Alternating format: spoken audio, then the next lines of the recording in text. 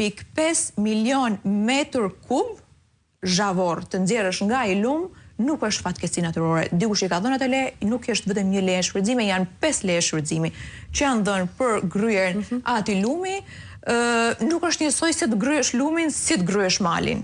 Nëse pjesën e malit ka më shumë impakt mjedisor, pjesa dëmi që është bërë në gryerjen e lumit dhe shfrytëzimin pa kriter të atij lumi, pasohet po i vuajmë tani.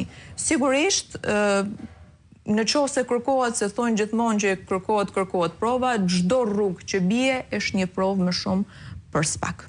Qartë, po Jul, përmendi Senada të gjitha ato pikpyetje që ka për këtë rrugë, për studimin, e certifikimet që duhen bërë, edhe gjitha dënat që duhet të dalin. Duhet të pyes për transparencën si është menaxhuar kjo, duke mbajtur parasysh edhe atë që thanë zoti Falo, që nuk e dim dhe nuk ka asnjë reagim nga institucionet se çfarë do ndodh me biznesin. Si është menaxhuar situata nga qeveria?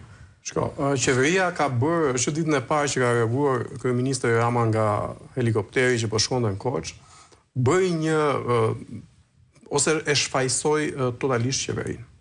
Kryeministri tha që fajin e ka pikërisht terreni, gjeologjia dhe rreshtit e shiut.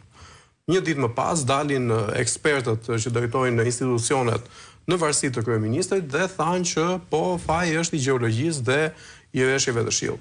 Që në këtë moment kryeministri së bashku me drejtuesit e institucioneve i ka ndërhyrë prokurorisë në punën e saj.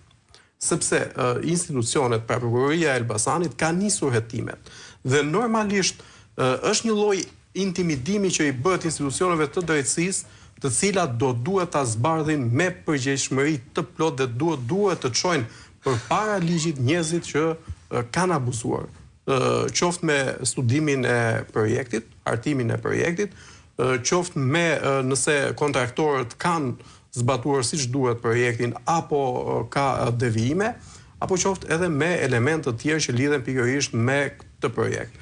Nga pikpamja e biznesit, sigurisht unë duhet ndaj këtu një shqetësim shumë të madh sepse kostoja e përllogaritur deri tani e dëmeve që i shkakton shëmbja e kësaj rruge Shqipërisë në tërësi është të paktën po themi në disa 10 milion